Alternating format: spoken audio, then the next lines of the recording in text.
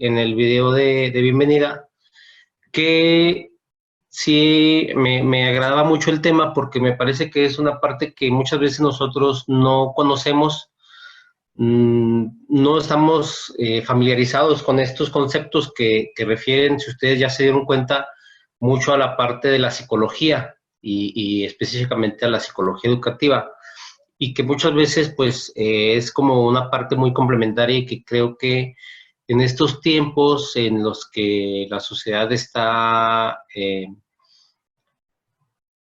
pues envuelta, me parece que es importante que podamos también nosotros conocer y hacer parte de estas nuevas teorías, que como ustedes ya revisaron, pues no son tan nuevas. Sin embargo, pues no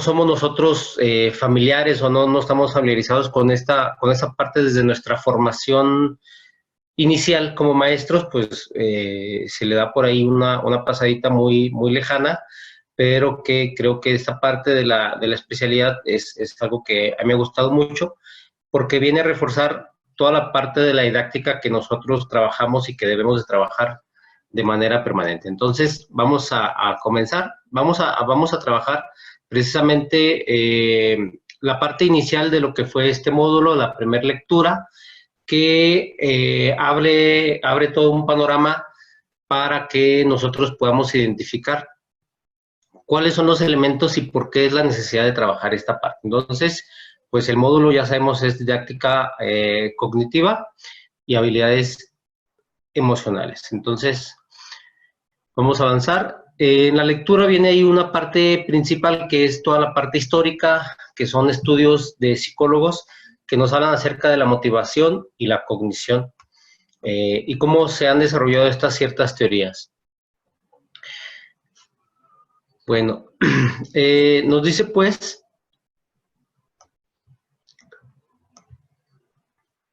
que el tema de motivación pues significa básicamente una causa del movimiento, y que la motivación es un estado interno que activa, dirige y que mantiene la conducta de la persona hacia metas o fines determinados, y que esta motivación pues es un impulso que mueve a las personas a realizar determinadas acciones y persistir en ellas para la culminación de la motivación. Es, digamos, lo que nos da energía y la dirección de cómo debemos nosotros de comportar. Entonces, a final de cuentas nos habla pues de comportamiento, de mover, de lo que mueve a la persona, y de cómo se toman estas acciones o qué tipo de acciones se toman. Entonces, pues obviamente esta parte pues es de mucho interés para la psicología cognitiva, que yo les mencionaba ahorita que son aspectos que nosotros no tocamos tan de manera común, que es el tema de la psicología.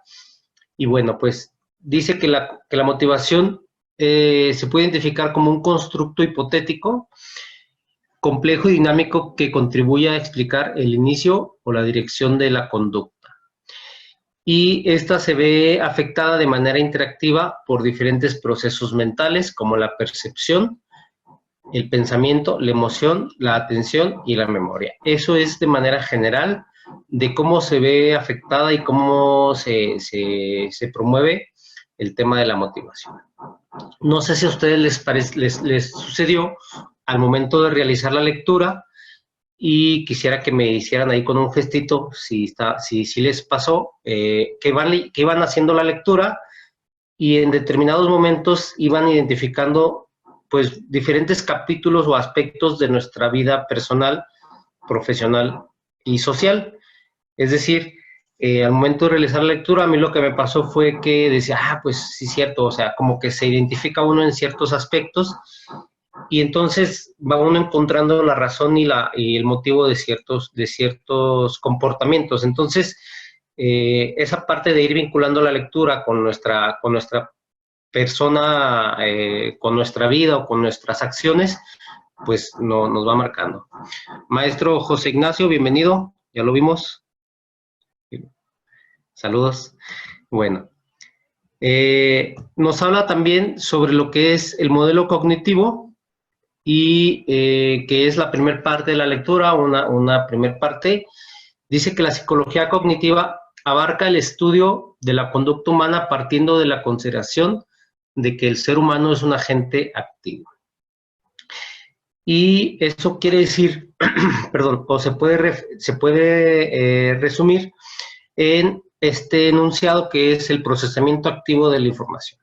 ¿Qué quiere decir? Que como personas, como seres humanos, estamos siempre procesando información y que a partir de eso nuestra cognición genera diferentes comportamientos o diferentes conductas.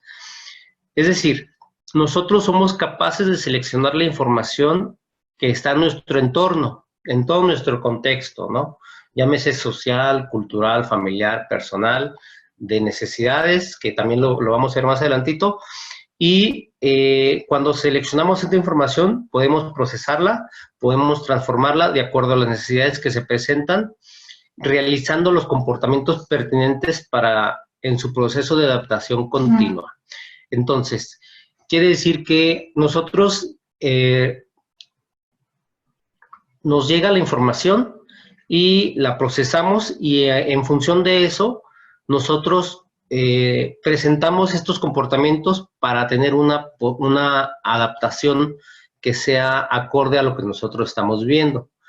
En cuanto a eso, pues hay diferentes teorías o modelos que identifican incluso procesos químicos mentales o cerebrales, ya sea en procesos de éxito, de logro y fracaso.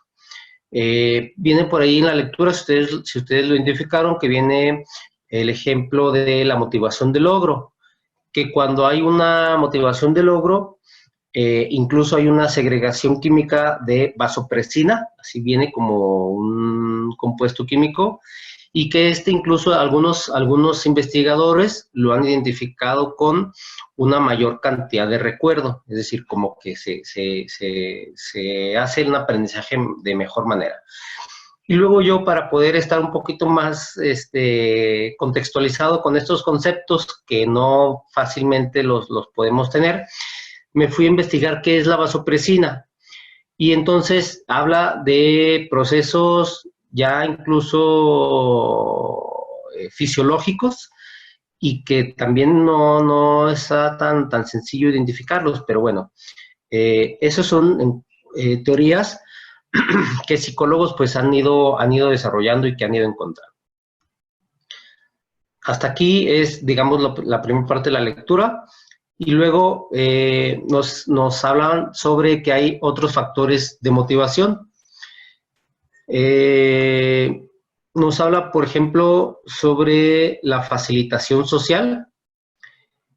Nos habla ahí el autor, que es Sajonic, en esos años que aparecen aquí en la pantalla, 1970, 1972 aproximadamente, en la cual dice que esta motivación tiene que incluso que ver con la presencia de otros o de otras personas. Es decir, nos dice pues que la presencia de otros influye en la motivación y en la ejecución. ¿Qué quiere decir esto?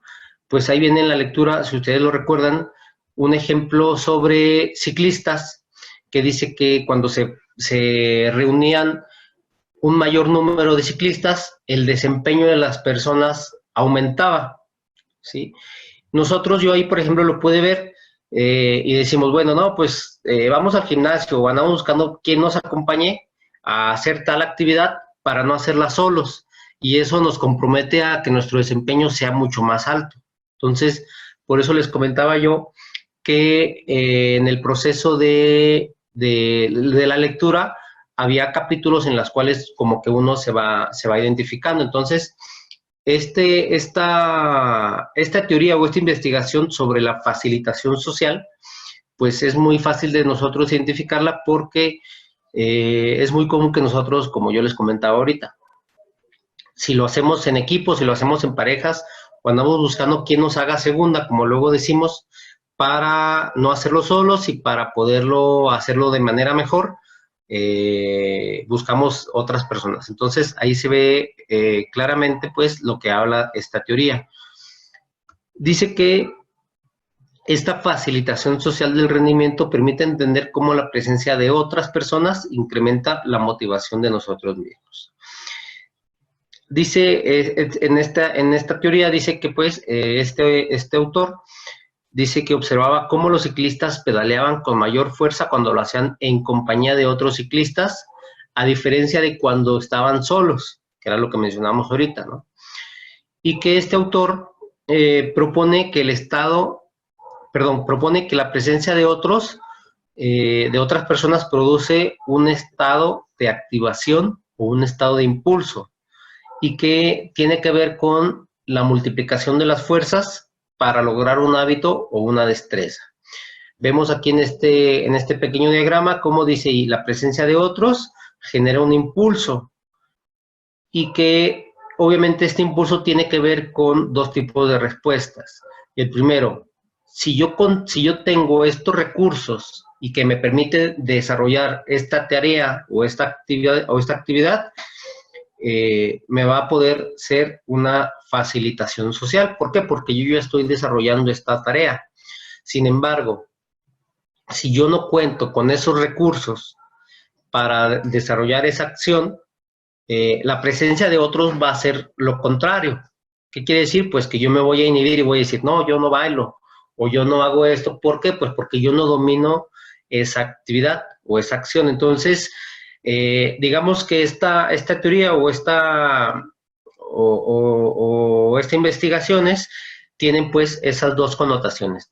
Cuando cuento con esos recursos, me creo yo posible y se me facilita, por eso es facilitación social, pero cuando no tengo esos recursos va a pasar lo contrario, que es una inhibición social. ¿Sale? ¿Hasta aquí vamos bien? Muy bien. Después,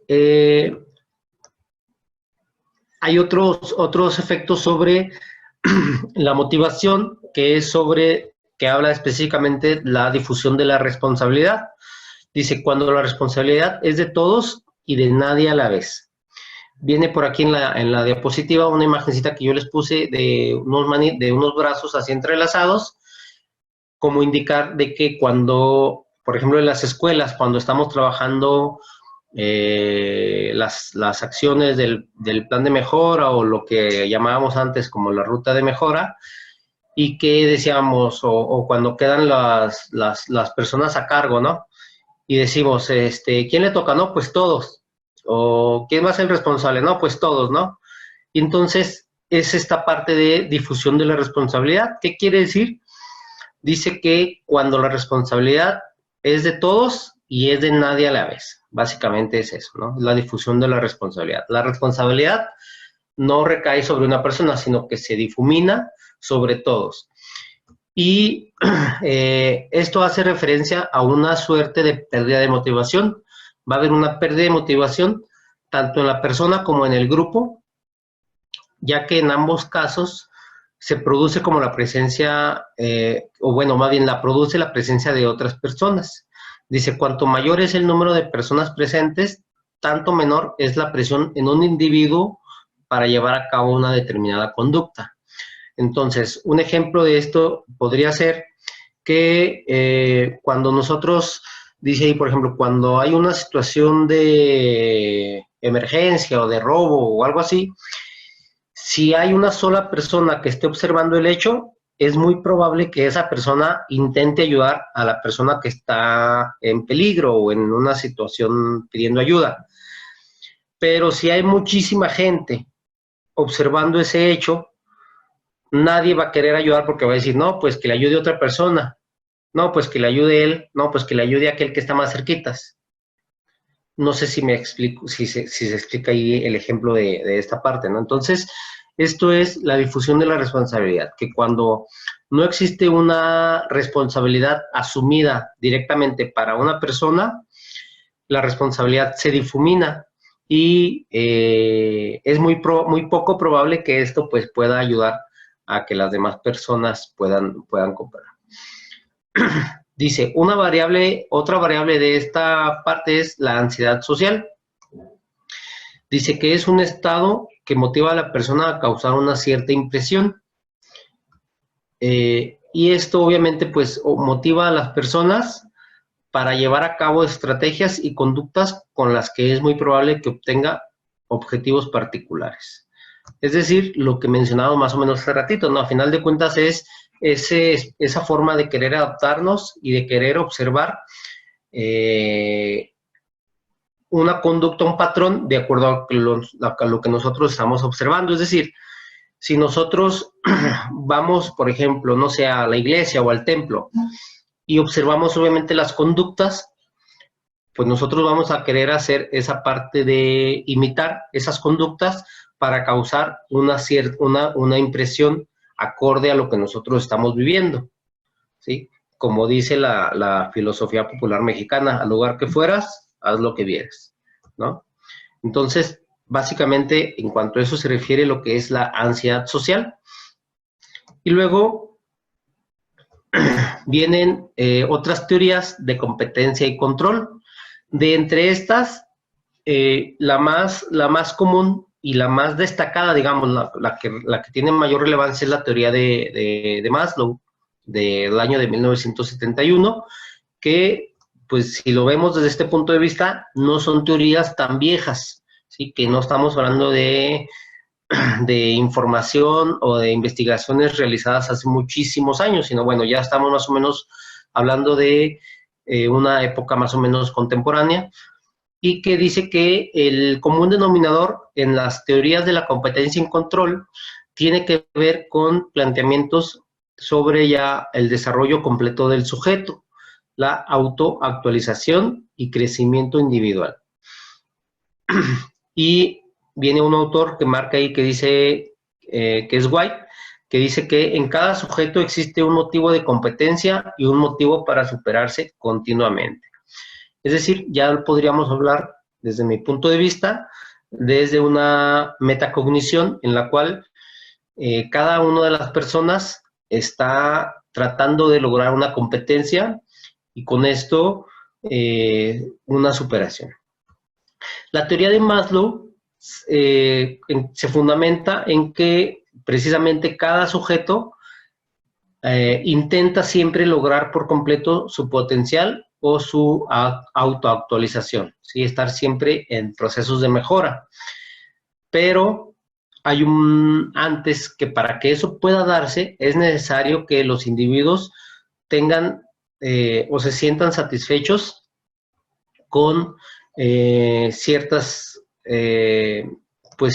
necesidades o ciertos aspectos, ¿no?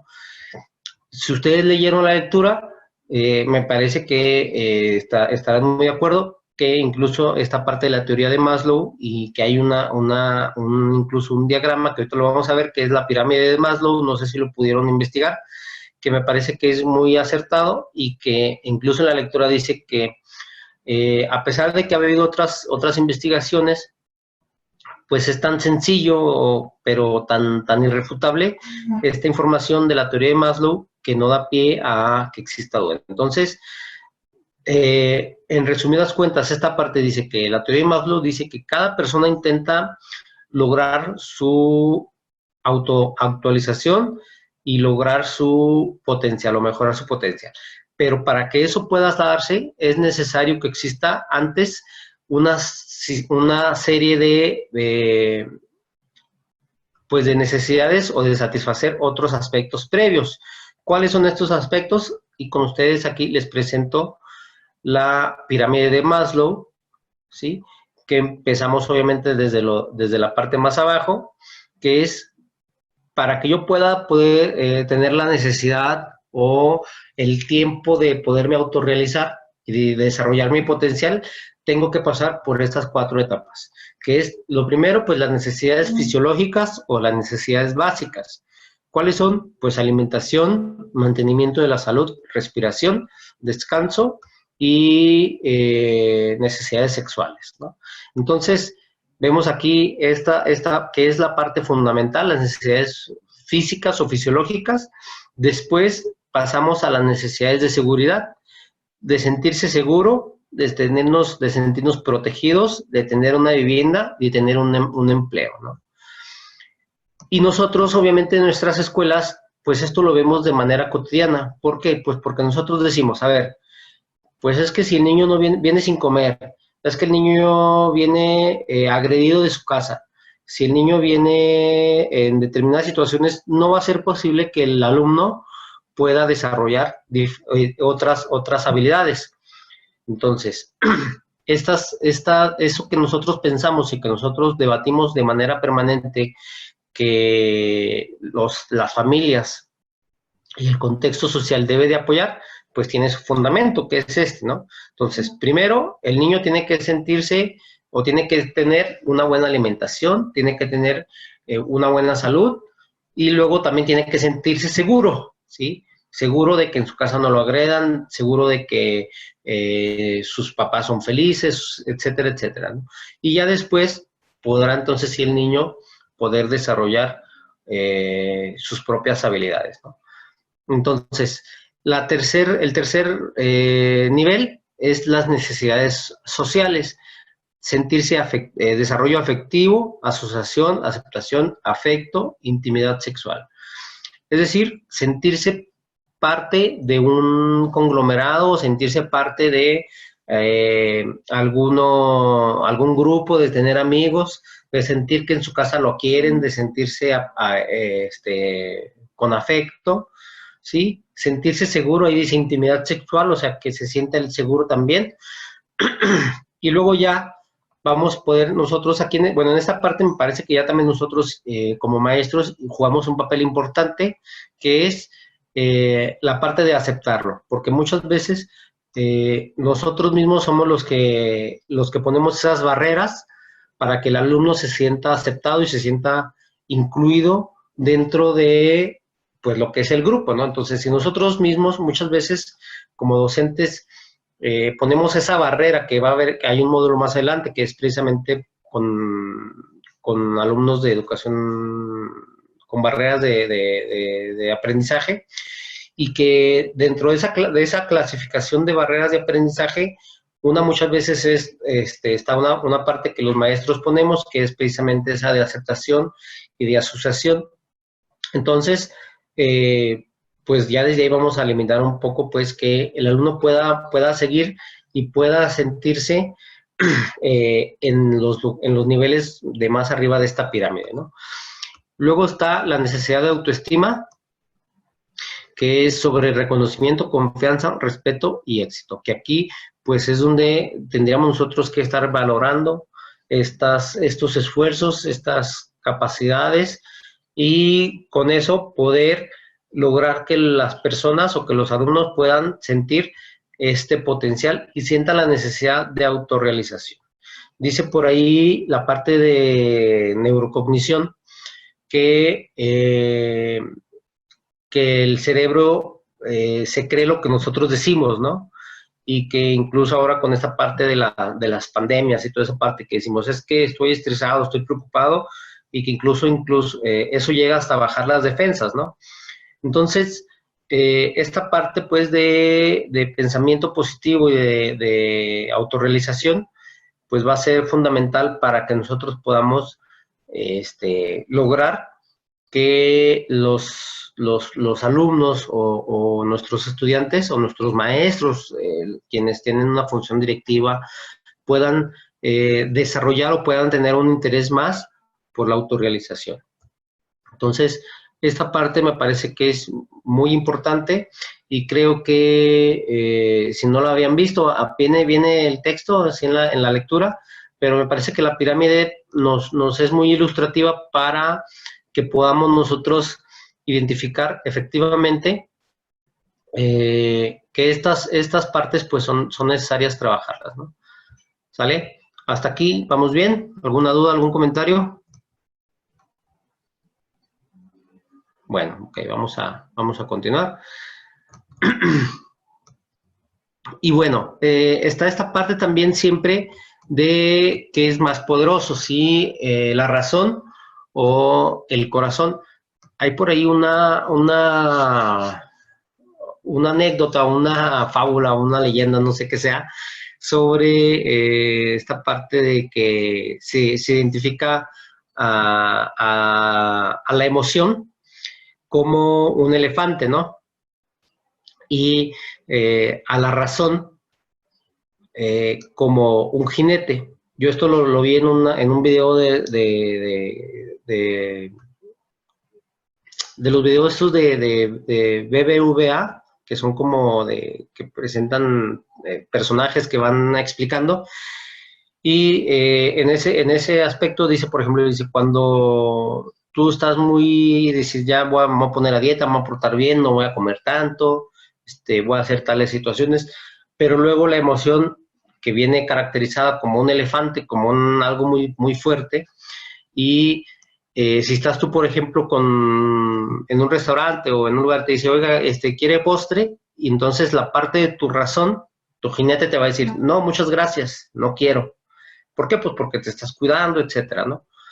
Pero si el mesero llega a la mesa y pone un postre delicioso de chocolate y pone 4 cucharitas chiquitas, entonces el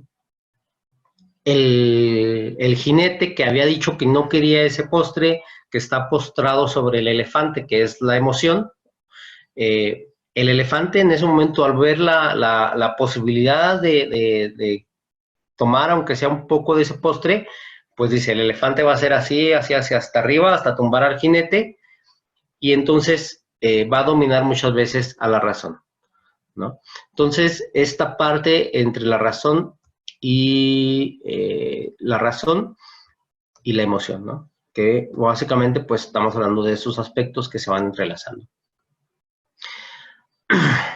Luego, hay otros enfoques sobre lo que es la motivación. En este caso, habla sobre la causación personal, el autor de esta investigación de Sharps, y habla él sobre otros enfoques sobre motivación intrínseca y motivación extrínseca. Esto no es tan fuera de lo que nosotros conocemos.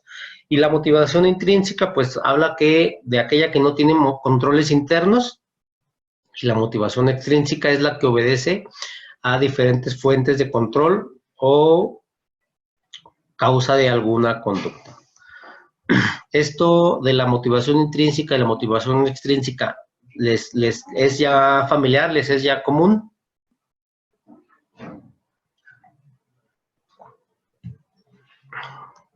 Sí, nosotros lo podemos ver con nuestros alumnos. Y yo me acuerdo mucho, por ejemplo, cuando yo decía, bueno, a ver, ¿por qué hay ciertos niños que pone uno la actividad y automáticamente ellos sacan su cuaderno, sacan lo que necesitan para trabajar y de inmediato se pueden hacerlo, ¿no?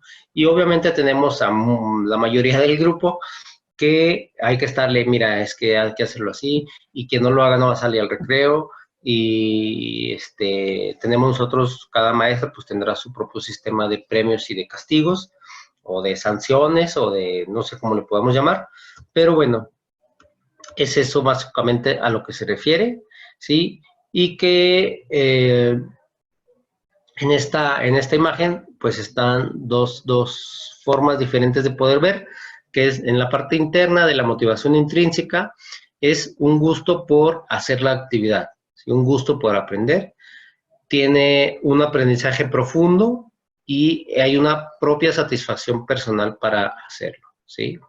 En el caso contrario, en el de la motivación extrínseca, ¿sí? Lo que le gusta es el resultado. ¿Por qué? Porque lo que le interesa en determinado momento es terminar esa actividad porque ya quiere hacer otra, ¿sí? O porque ya quiere recibir el premio o porque no quiere tener un castigo, ¿no?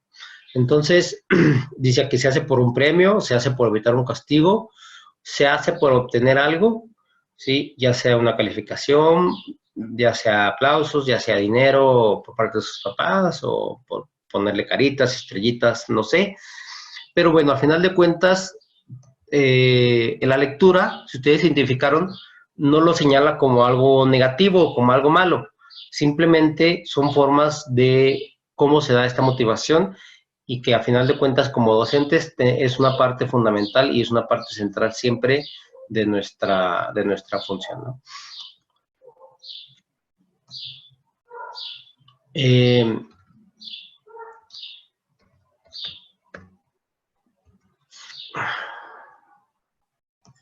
Aquí, a ver, algo me falló en la diapositiva.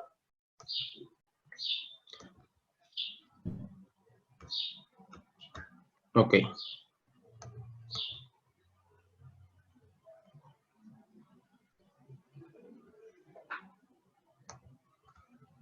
Ok, hasta aquí vamos bien todos.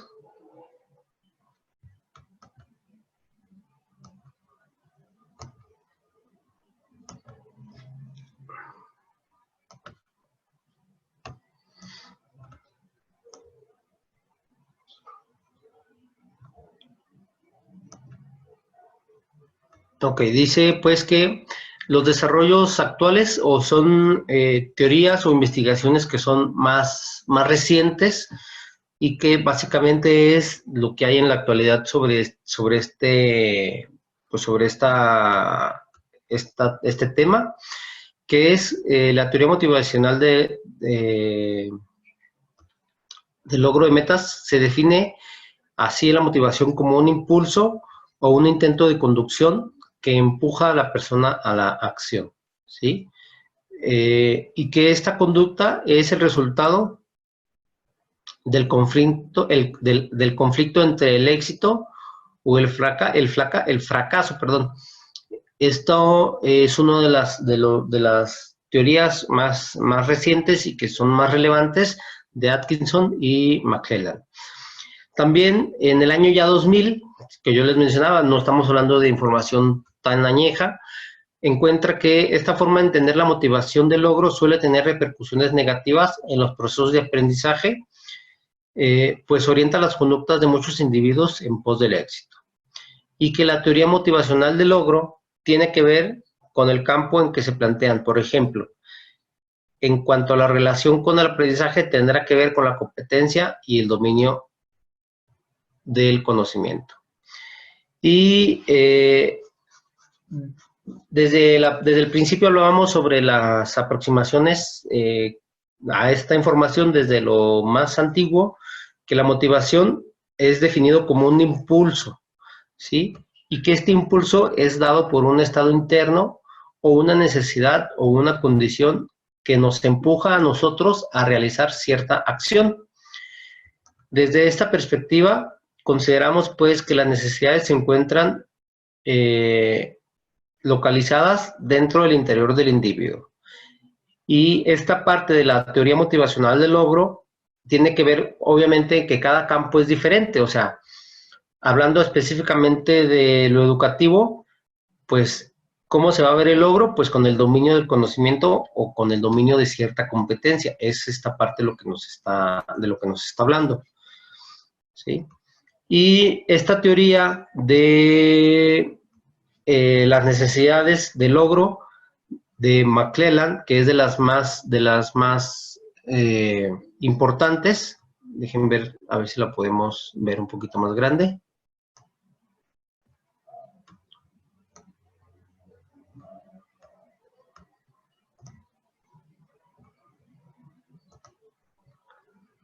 Ok, dice que parte de tres motivaciones sociales. Una, que es la de afiliación. En esta parte, pues, es sobre sentirse incluido en, o parte de algo, que es, necesita mantenerse en contacto, conservar amistades y eligen para trabajar antes a un amigo que a un experto. Crear un buen clima y no les gusta estar solos. Esto es uno de los aspectos. Otro es el poder de la influencia, ¿sí? Que ayudan a los demás sin que más se lo soliciten. Son activos en las tramas de poder de la empresa, expresan emociones de forma abierta e influyen sobre los demás para que logren resultados. Y las motivaciones de logro es cuando se responsabilizan personalmente, que buscan expertos para apoyarse, asumen riesgos, marcan objetivos ambiciosos y son resistentes al estrés. Este modelo es de las teorías más actuales y que pues nos habla pues de que esta motivación social se representa a través de estos tres grandes aspectos, ¿no? Y que cada uno de ellos pues tiene sus propias características y que como personas, alguno de estas pues son las que nos van a identificar como parte fundamental de cierto grupo para lograr objetivos y poder sentirnos parte de algo, ¿no? Entonces, viene ahora entonces, hablando precisamente de esto, de las necesidades, pues es obviamente el alcance de metas. Hablamos sobre objetivos y metas, y que para muchas veces, para quienes se guían por las metas que están relacionadas con el aprendizaje, estas se muestran más conscientes y más informados sobre lo que aprenden y la función de lo que aprenden. Es decir, ¿qué aprendo y para qué? Y esto tiene mucho que ver con las recomendaciones que se nos hacen, que el alumno debe ser consciente qué va a aprender y para qué le va a servir, ¿sí? Porque eso lo va a hacer que esté de manera consciente sobre lo que va a lograr y sobre la información que debe de retener o que debe de producir o el proceso que va a vivir. Entonces, era precisamente una de las recomendaciones que siempre se han hecho, que ya se escribe en el pizarrón o que el alumno sepa cuál es el propósito de la actividad, qué va a aprender y sobre todo para qué le va a servir, ¿no? Esta función de las metas, ¿no? Y que esto puede integrar recursos para lo que se dispone y de su actitud mostrada en la consecuencia de esta meta.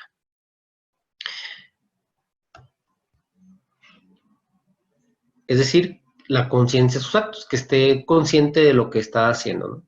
La otra es la finalidad de las metas, que sea un fin relevante de las metas y que tenga un efecto positivo para atraer la atención del individuo. Las que no logren este efecto positivo crearán una conducta para alejarse de ellas. Es decir, esta meta tiene que tener, obviamente, pues, ser atractiva para que el individuo, pues, intente acercarse o trabajar en esta.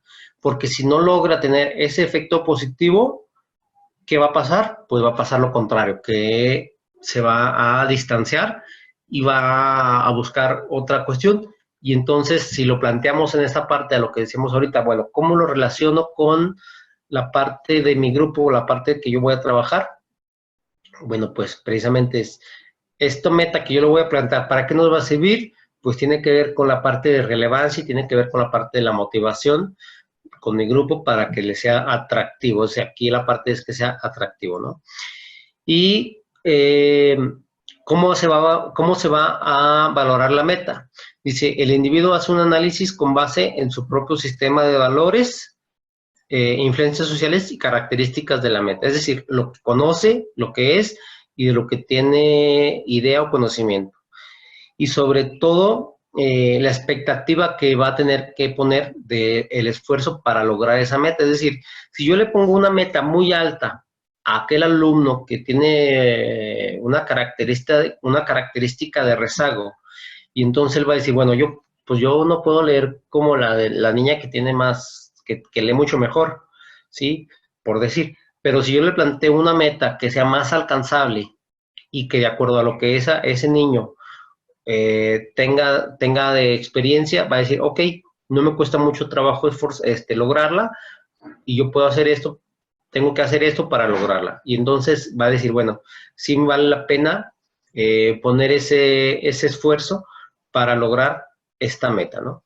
Es esa parte, pues, que cómo plantear las metas y precisamente, pues, en las adecuaciones que nosotros hagamos o en los ajustes curriculares, pues, tiene que estar esto marcado para que no exista ese desinterés por parte de algunos alumnos, ¿no? Y algo que habría que rescatar, obviamente muy importante, es que esta meta se puede incrementar o se puede disminuir. ¿Por qué? Pues en función precisamente de el seguimiento y cómo se va logrando esta meta, ¿no? aún incluso cuando no se haya podido terminar o no se haya podido concluir esa actividad.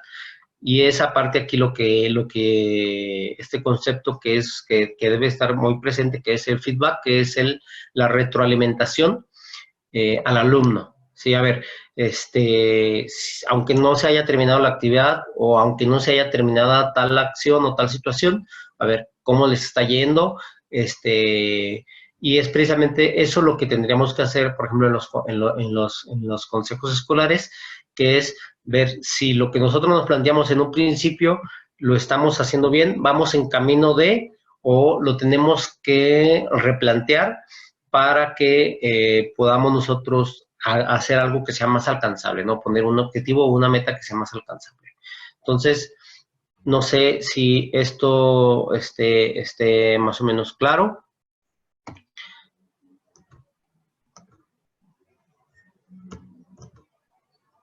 Déjenlos ver porque no los estaba viendo. Ya. ¿Cómo ven? ¿Qué les parece este tema de lo de las metas, objetivos y metas?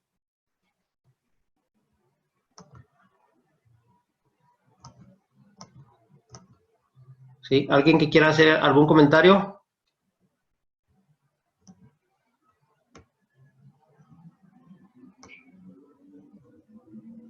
Ok, a ver. Maestro Marco. De hecho, son situaciones e ideologías que a lo largo del tiempo se han dado. Yo recuerdo mucho en mi clase de psicología de la normal, nos hablaban de Carl Rogers y la educación centrada en el estudiante. Ya nos manejaba también la situación de las metas como algo importante, hacerle saber al grupo qué vamos a hacer, hacia dónde queremos llegar y para qué queremos lograr cierta meta. En este caso estamos hablando de contenidos. En aquel entonces manejaba Carl Rogers, que también es tan antiguo, el ECRO, el esquema conceptual referencial operativo, que es lo que tenemos que tener en cuenta todos. En este caso también lo retomaron estos autores. Hay que hacer conciencia a un grupo de lo que tenemos que aprender, hacia dónde queremos llegar y qué tenemos que lograr para llegar a esa meta. Incluso también ahí se mete lo que es el aprendizaje colaborativo. En un aprendizaje colaborativo tenemos que decirle a los alumnos, ¿saben qué? Tenemos que aprender esto, pero para aprender esto, ¿qué necesitamos? ¿Qué herramientas necesitamos? Es lo mismo que manejaba desde aquel entonces Carl Rogers y lo retoman estos autores. Me parece muy importante que tomemos en cuenta todo este tipo de situaciones como maestros, y me gusta mucho el sentido de que también vamos a tomar un poco lo que es la resiliencia como parte fundamental de lo que es nuestra función docente. Y sobre todo, como me ha quedado muy claro con esta especialidad, que somos una parte importante que a lo mejor no nos damos cuenta de la educación. A lo mejor muchas veces nada más estamos pasando el rato o dando los contenidos, pero nada más mecánicamente. Y con esta especialidad me ha quedado muy bien claro lo que es ser un mediador docente, y ojalá que nos quede muy bien claro que también somos, pues somos tutores en resiliencia, que también es una parte fundamental de esto. Así es. Muy bien. Gracias, maestro Marco. Maestra Marisela, ¿algún comentario hasta el momento? Bueno, pues al igual, profe, a mí me está gustando mucho el tema de este módulo, porque efectivamente son temas que ya venimos trabajando desde que salimos de la normal, pero que sí se nos olvidan de repente, y que con la cotidianidad, ¿verdad? Nos vamos a lo más práctico, a lo más fácil. Y retomar estos temas, pues como que nos reorienta nuevamente nuestra actividad diaria, porque si bien es cierto, sí somos uno de los elementos, actores principales para que la educación vaya avanzando. Cada quien dentro de la función que estemos ejerciendo. Yo, por ejemplo, estos temas me gustan mucho compartirlos con mis maestros, con mis directores, porque yo siento que los directores son fundamentales también para que la actividad diaria y cotidiana con los chaparritos, con nuestros niñitos, sea diferente. Entonces, a mí estas temáticas me encantan. Yo se las comparto a mis directores en cada oportunidad que tengo y un granito que vayamos aportando con esta especialidad que vamos desarrollando, pues yo creo que vamos a lograr cambios en las escuelas, en los grupos y con nuestros maestros. ¿Que es difícil? Sí, porque tocar el tema de la motivación, una motivación intrínseca, extrínseca, tanto con chaparritos, niñitos, con docentes, es difícil por todas las circunstancias y factores que vivimos en los contextos, tanto con nuestros alumnos como con los maestros. Pero no es imposible, ¿verdad? Entonces, es muy importante que sí vayamos trabajando conceptos clave como metas, objetivos en los colectivos, qué es lo que queremos lograr en nuestras escuelas, hacia dónde vamos dirigiendo nuestras metas, pero de dónde debemos partir, de la motivación que tengamos como colectivos y de esos logros que queremos alcanzar en cada uno de nuestras escuelas, ¿sí? Si bien es cierto, pues la psicología es difícil de entender, ¿verdad? Pero porque entra ya la parte humana, el ser humano, y pues eso es lo más complicado. Pero maestro, a mí me están pareciendo muy importantes estos temas, sobre todo porque ahorita, como comentaba bien el maestro, estamos en una nueva era del trabajo colaborativo, y creo que el trabajo en equipo, tanto en los maestros como en los niñitos, y creo que esto nos va a apoyar un poco más a que vayamos fortaleciendo esta estrategia en las escuelas. Así es. Yo creo que era precisamente lo que les comentaba yo en un principio, que cuando está uno, bueno, cuando yo estuve realizando las lecturas y desde los temas, me pareció muy interesante, porque obviamente pues son algunos conceptos o algunas teorías, no recaen precisamente en la formación inicial de nosotros como docentes, pero que si lo vamos viendo en la práctica, pues está presente de manera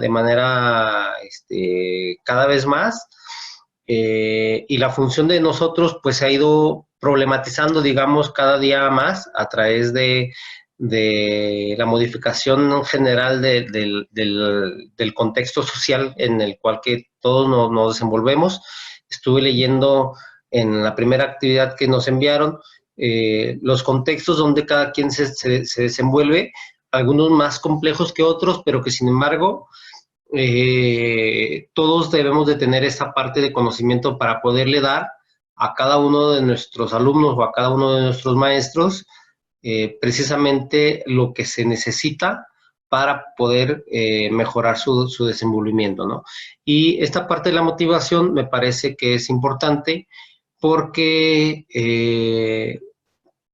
siento que de ahí parte todo, ¿no? O sea, no podemos llegar y, como decíamos, agarrar sobre tabla rasa y todos son iguales, ¿no? Entonces, precisamente la motivación va a ser el trampolín que nos pueda llevar a nosotros, tanto como supervisores, como asesores técnicos, como directores o como maestros, a lograr una ejecución más adecuada y con mejores resultados de nuestra función profesional, ¿no? Entonces, esta parte de la motivación y la cognición de la que trata este módulo, pues en realidad a mí me parece que es relevante, ¿no?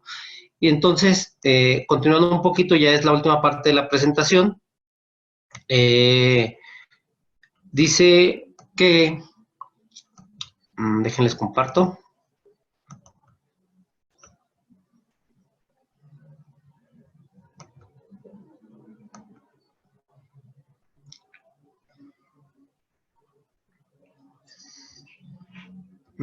Está.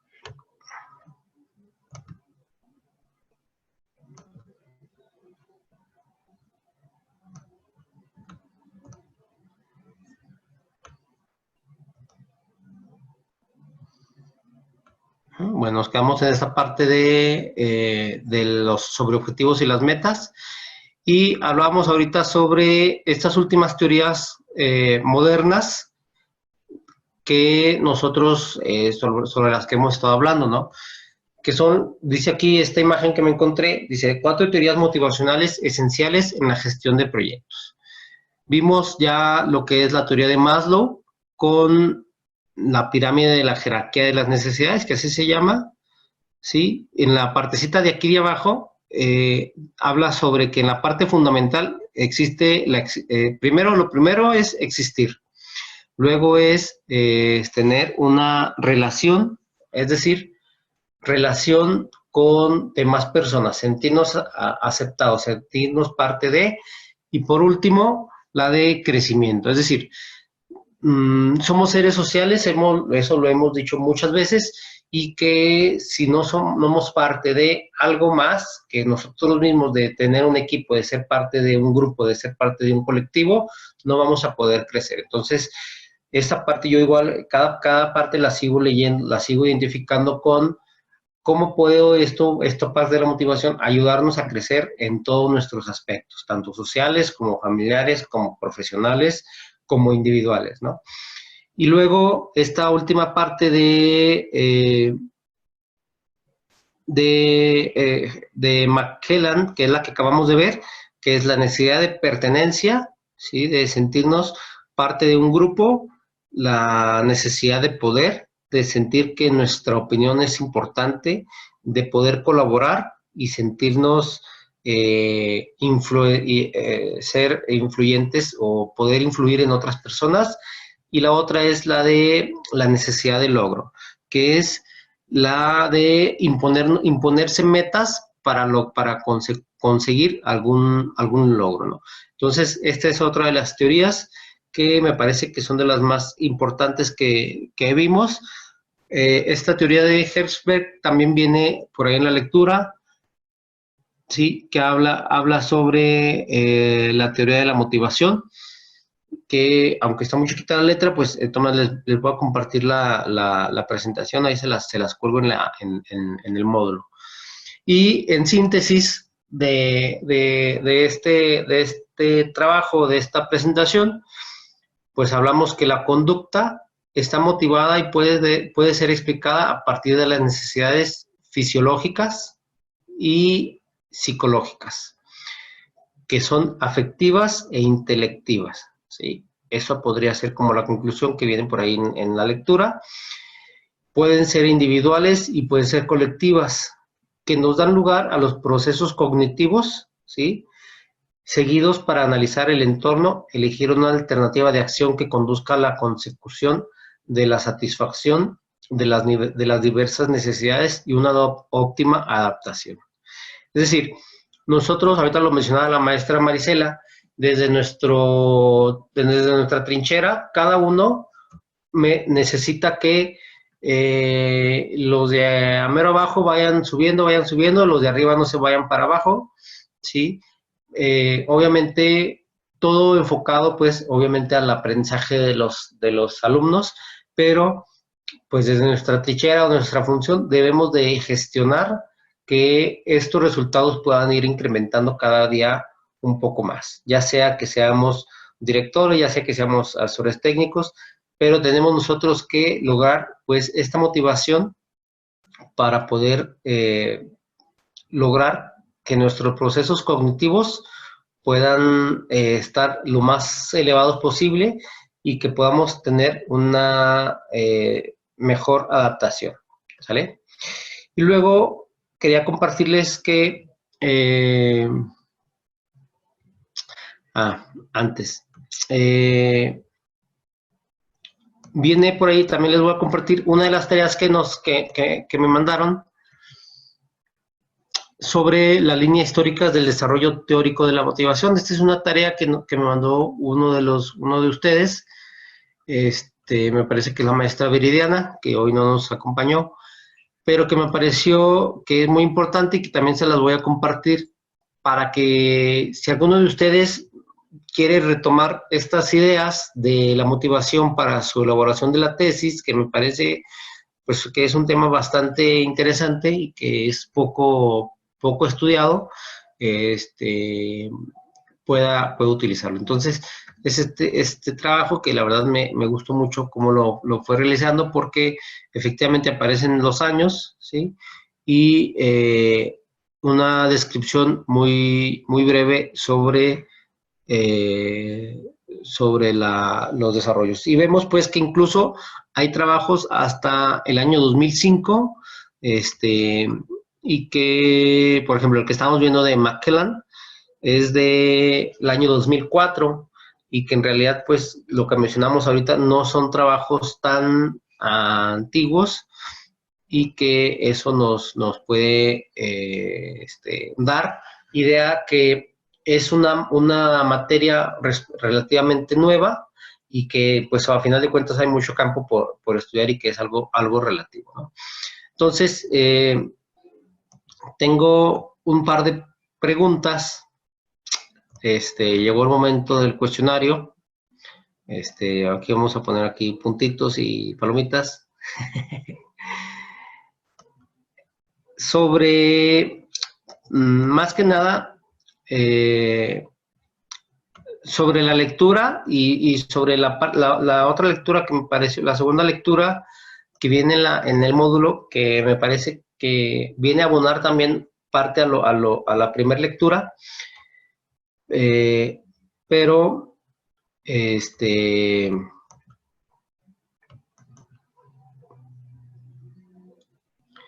dice esta pregunta, no sé si la alcanzan a ver.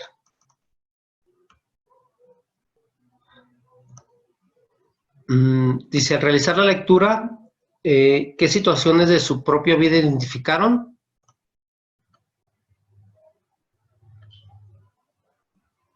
Que sería esa pregunta, que al momento de realizar estas lecturas o lo que hemos revisado sobre lo que es motivación, ¿qué pasa, qué partes de nuestra propia situación, de nuestra propia vida pudimos identificar, de lo que vivimos en nuestra casa también, ¿sí?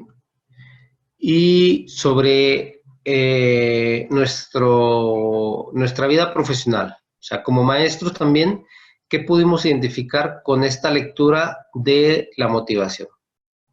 ¿Sí? Esa es una, bueno, son 3 preguntas que van más o menos en esa misma idea.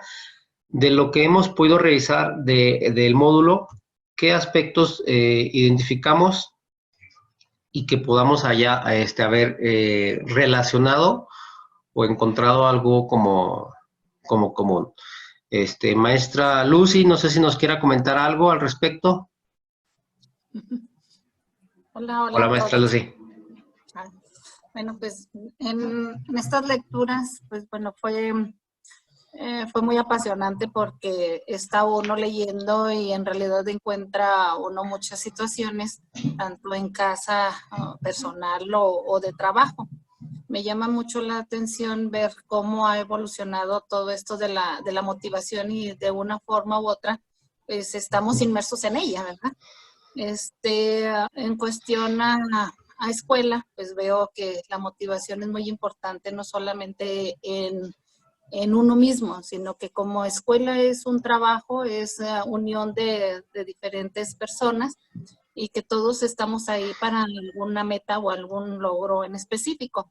Pero para poder estar ahí, convivir y realizar las actividades como se debe, pues debemos de trabajar colaborativamente, y todos debemos de tener un nivel de motivación aceptable.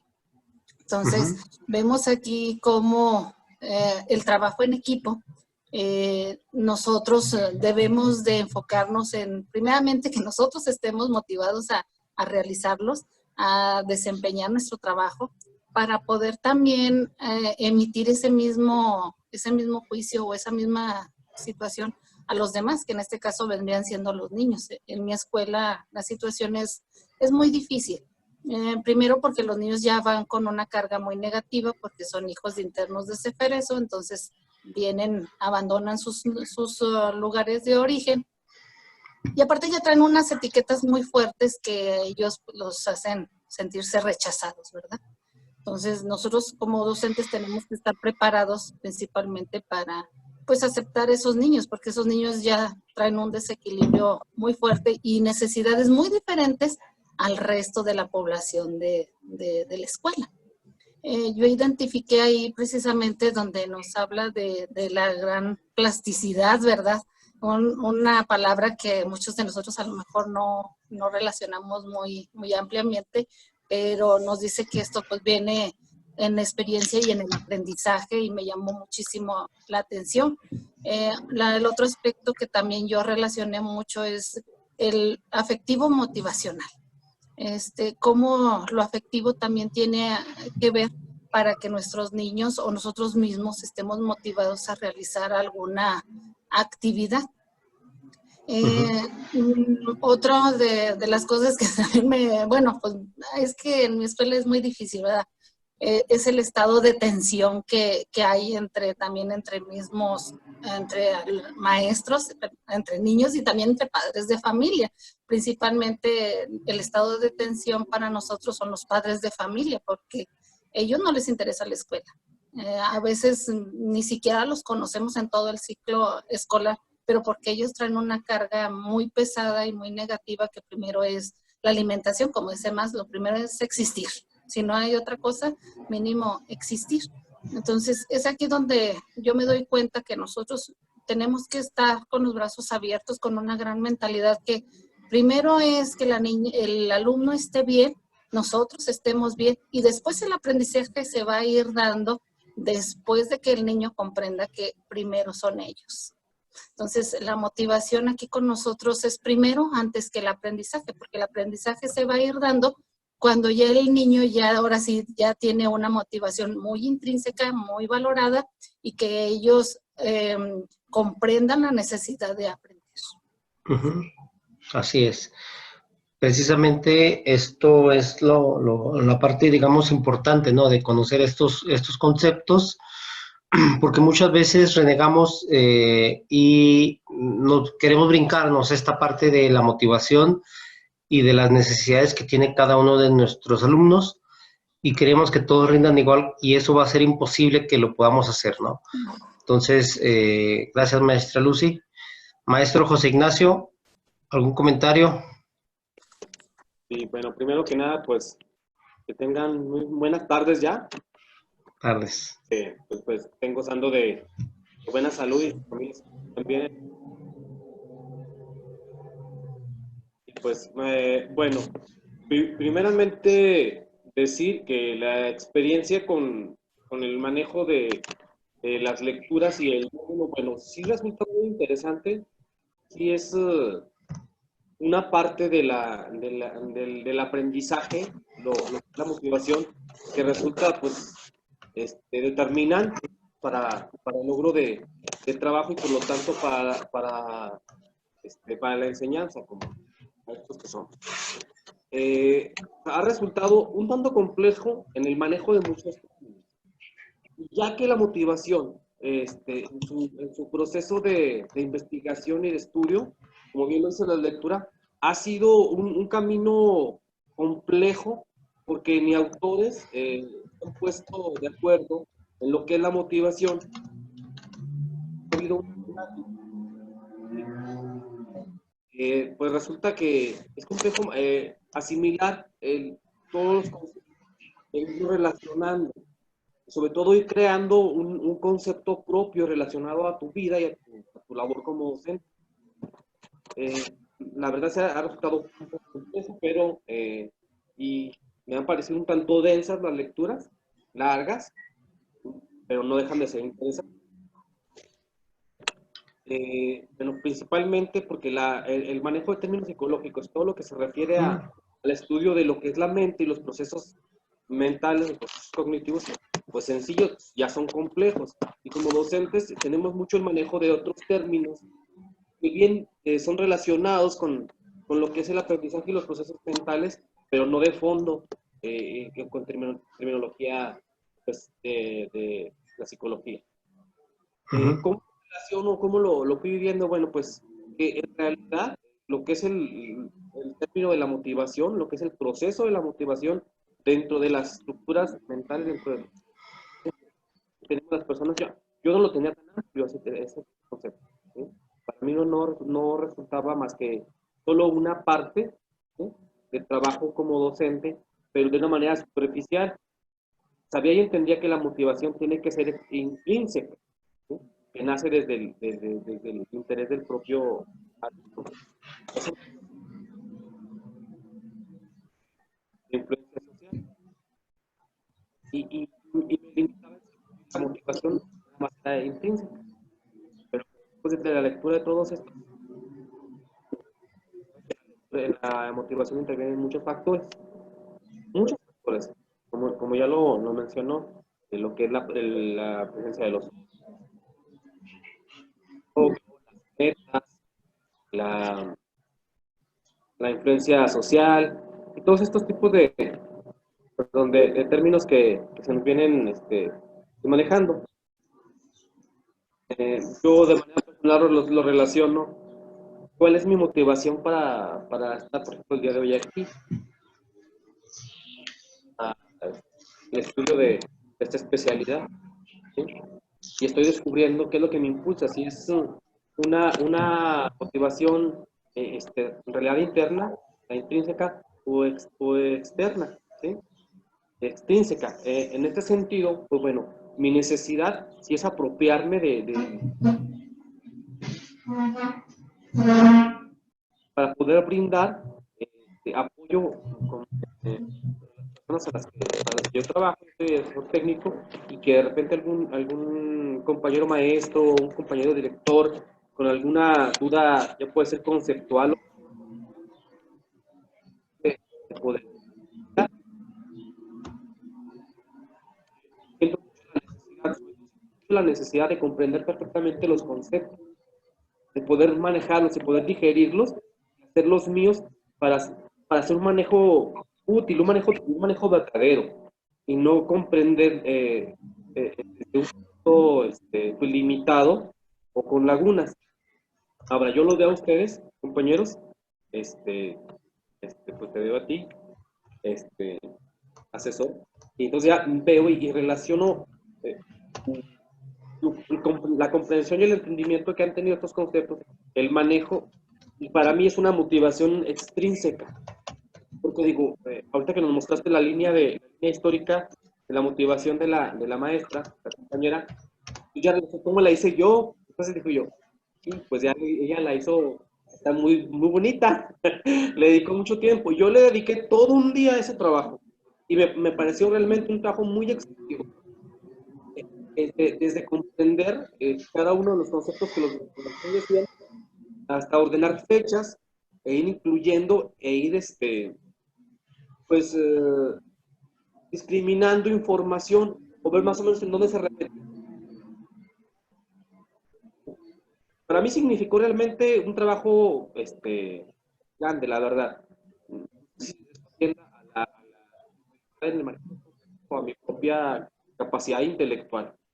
Pero bueno, el que muestras estos trabajos o la presentación que nos haces, para mí sirve como una experiencia, y eso me impulsa pues a ser mejor y a comprender mejor y a trabajar para hacer las cosas de una mejor manera.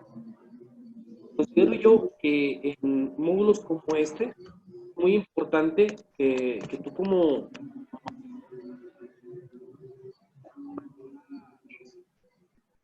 lo que hiciste, una síntesis, bueno, la síntesis del módulo o de la lectura hasta donde vamos, bueno, esto, y no como un acto directivo o autoritario, sino simplemente que nos apoya para tener estas ideas. Para mí es muy importante que este tipo de conceptos queden digeridos, ¿sí?, queden comprendidos, porque el manejo de nuestras teorías es un proceso, la verdad, y aunque seamos profesionistas y aunque pues haya ya manejo de muchos procesos intelectuales, pero pues valoro eso. Yo lo pedía dentro de lo que fue la presentación de la primera actividad, yo ahí lo pedía. Creo que sí se está respondiendo a las peticiones y de igual manera, pues yo espero poder responder a las actividades. La verdad es que desde un punto de vista muy personal, me llevo mucho tiempo en la comprensión de las lecturas y en la realización de las actividades, porque mi propia personalidad me impulsa a no hacer las cosas hasta que no quede bien comprendida. Entonces, para mí es un poco frustrante a veces no poderlas comprender, ¿sí? Por eso me tardo. Entonces, aún así que tal vez no sea muy puntual en la entrega de las actividades, y espero el aprovechamiento sea lo mejor.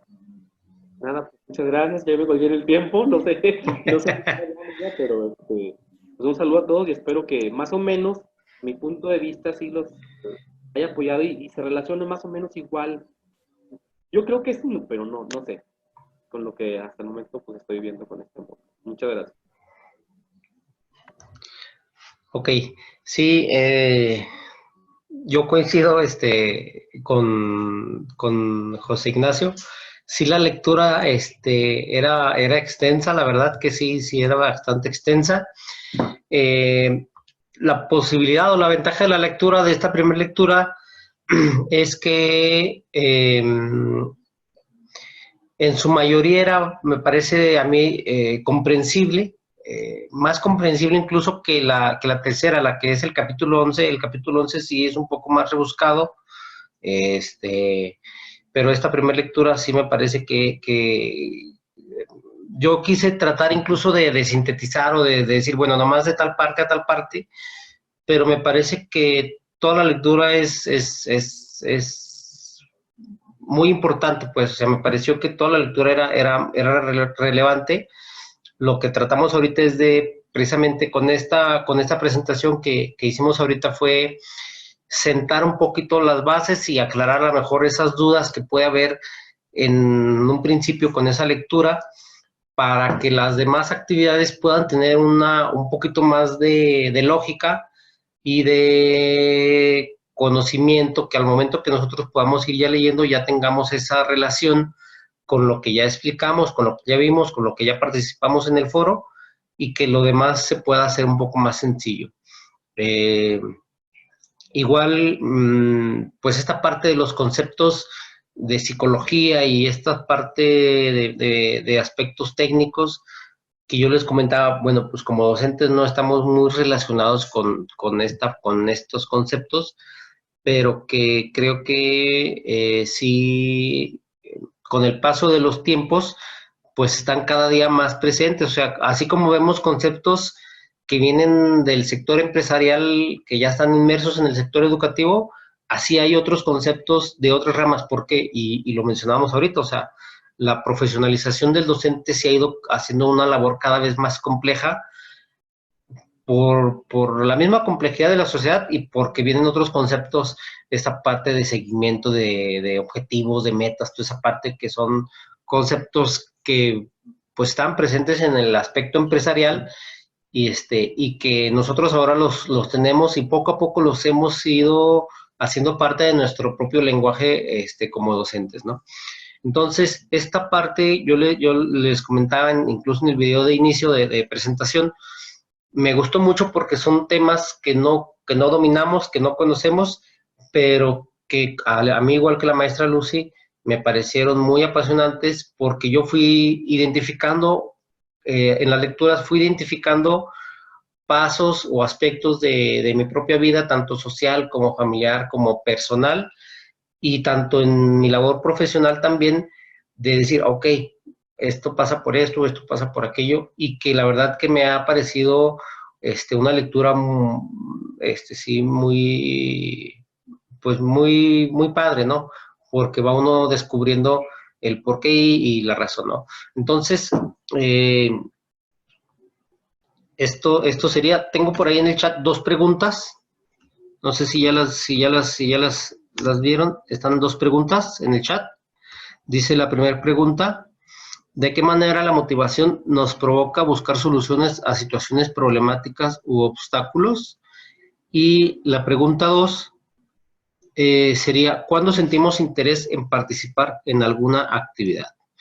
Esas dos preguntas, a mí me gustaría que ustedes las pudieran reflexionarlas, pensarlas un poquito, no dar una respuesta así como que de bote pronto ahorita, pero sí que pudieran también relacionar estas preguntas con cómo puedo solucionar esto en la práctica. O sea, esa pregunta, ¿cuándo el niño puede sentir interés en participar en alguna actividad?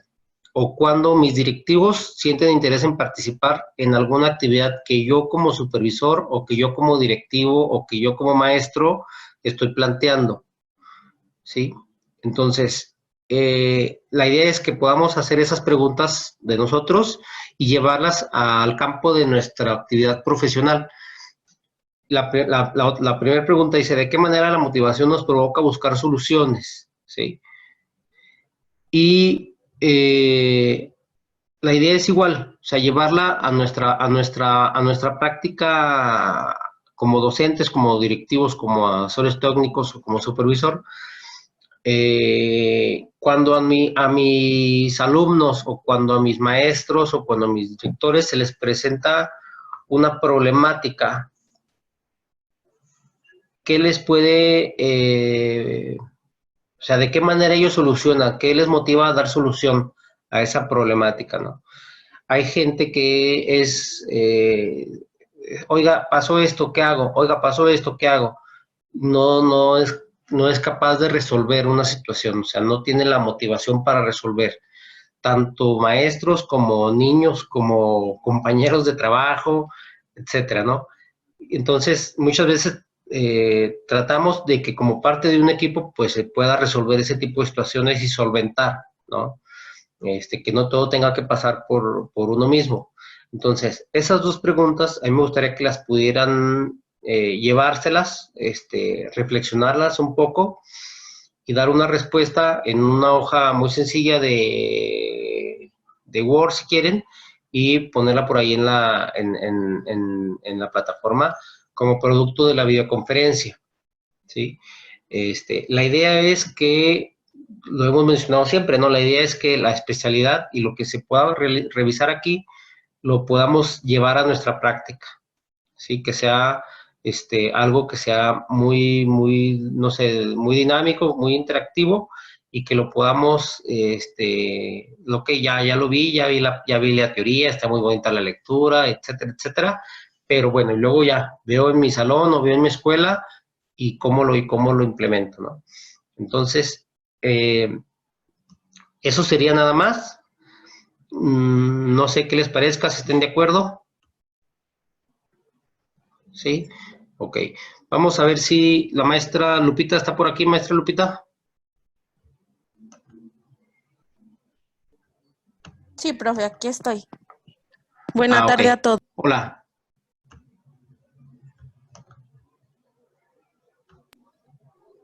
Ya.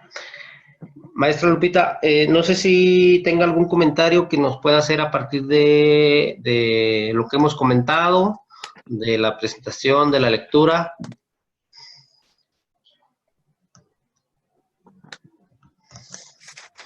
Sí, buena tarde a todos.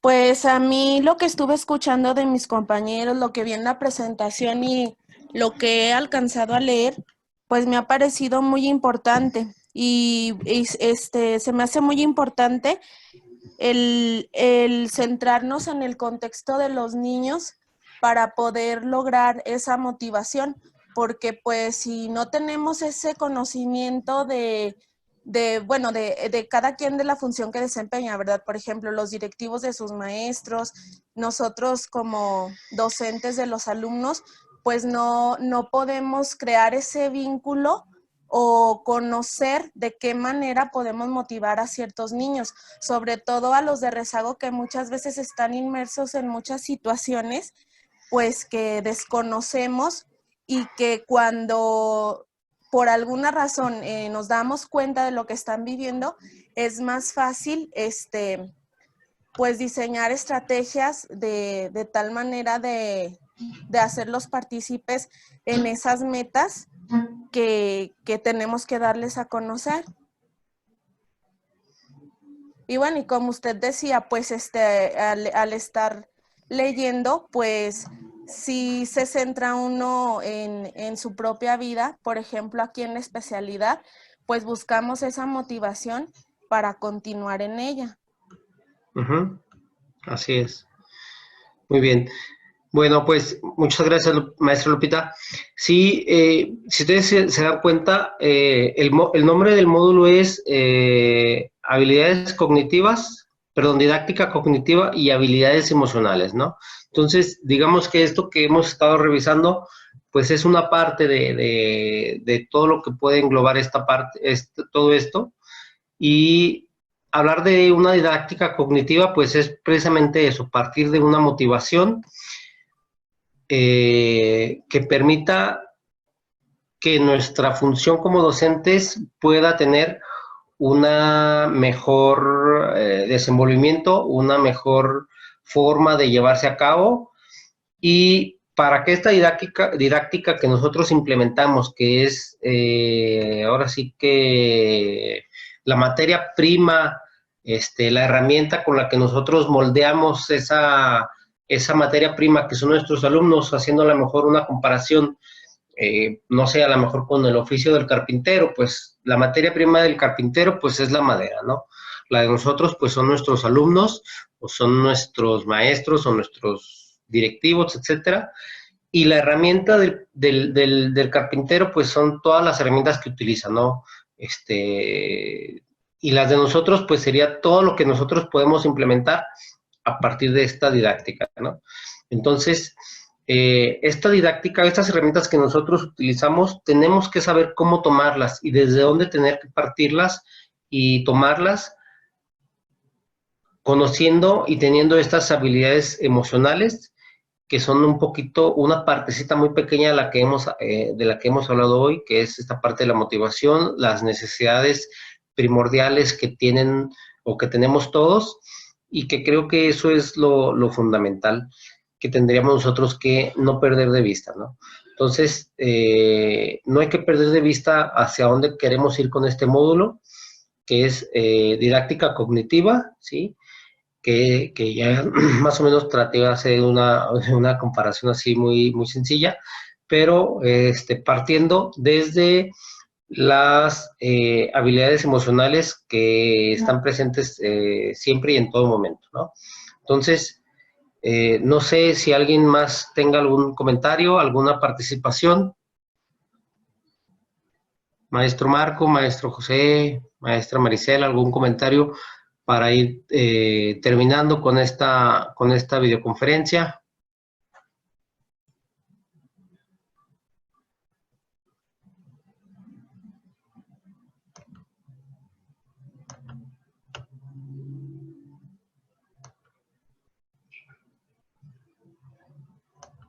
¿Todos listos? Maestra Maricela. Sí, Sí, profe. sí, adelante, la escuchamos. Gracias. Sí, gracias.